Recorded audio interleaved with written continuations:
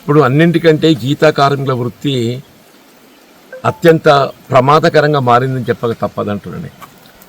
ఒకవైపు ఏదైతుందో ఈ గ్రామాన బెల్ట్ షాపులతోని అసలు కళ్ళు గీతకే ప్రమాదకరంగా మారిందని చెప్పంటే, ఈ వేసవిలు ఏదైతున్నదో ఈ ఈదురు వడగాల్పులతోని ఈతవనాలన్నీ కాలిపోవటం, ప్రతిరోజు పత్రిక తిరిగేస్తే ఎక్కడో కాడ ఈతవనం కాలిపోయినట్టు మనం గమనిస్తుంటామే.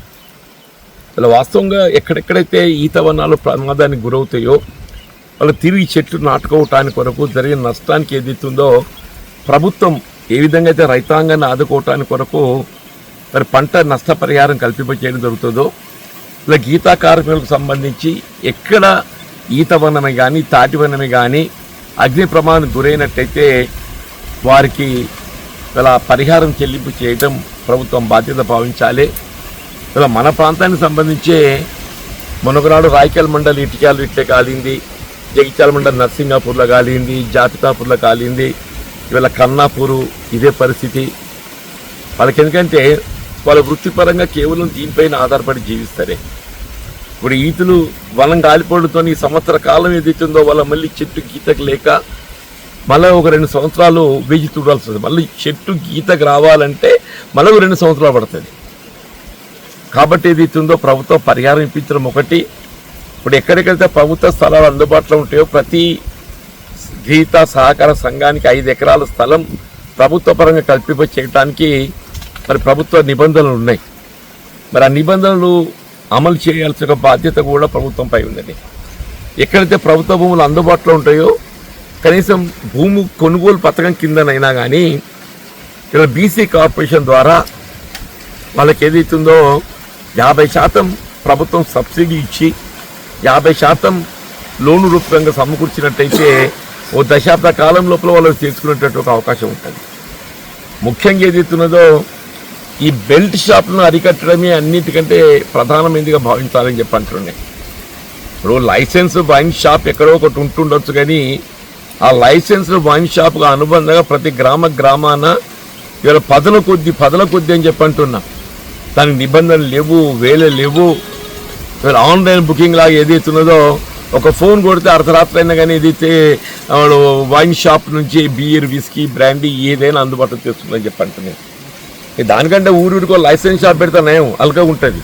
దానికి టైం నిబంధనలు వేలలో ఉంటాయి. ఈ బెల్ట్ షాప్లో నిబంధనలు వేల లేకపోవడంతో ఏదైతుందో ఇది ఆన్లైన్ బుకింగ్ లాగా అయిపోయిందని చెప్పి అంటున్నాను.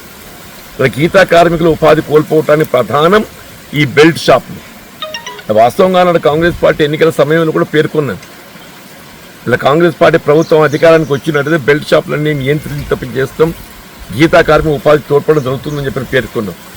కానీ ఈ 2.5 సంవత్సరాలు గడిచింది, ఇంతవరకు ఏదైతుందో గీతా కార్మికుల సహాయార్థం వాళ్ళ సంక్షేమం కొరకు ఏదైతుందో ప్రత్యేకంగా చేపట్టిన ఒక కార్యక్రమం ఏది లేదు.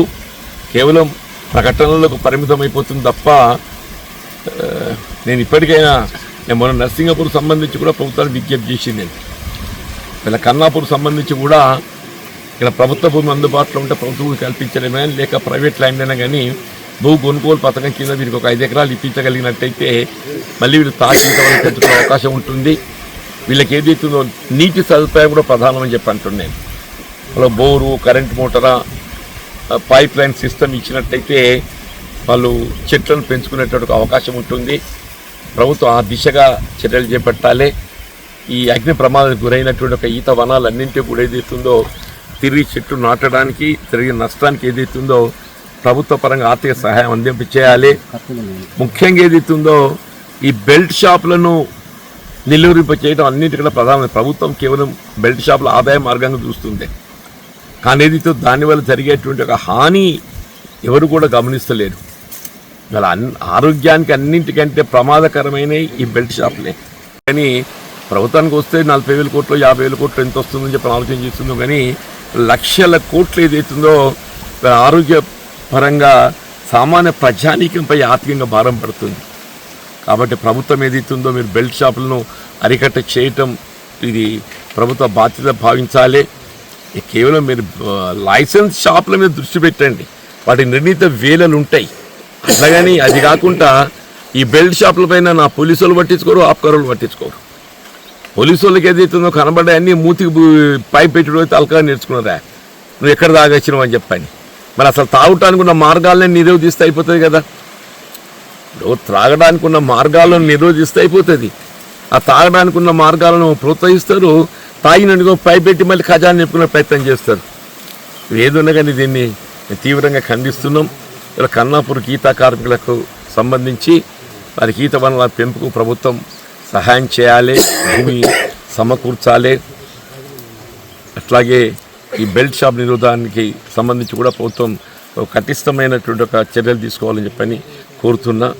నేను నిజంగా కూడా బాధాకరమే. సతీష్ గారు ఏదైతే ఉందో ఆయన యాత్రలు ఉండి కూడా నాకు ఫోన్ చేసిండు.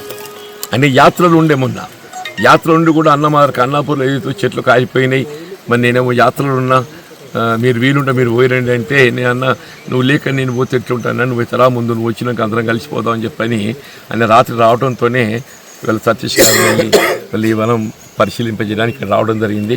తప్పకుండా గీతా కార్మికులకు సంబంధించినటువంటి ఒక వృత్తిలో స్థిరపడటానికి, చెట్ల పెంపకానికి ఏ విధంగా తోడ్పడాలి, ఇవన్నీ కూడా సహాయక చర్యలు చేపట్టడానికి ప్రభుత్వాన్ని నివేదిస్తా అని చెప్పని కూడా మనం చేస్తాం.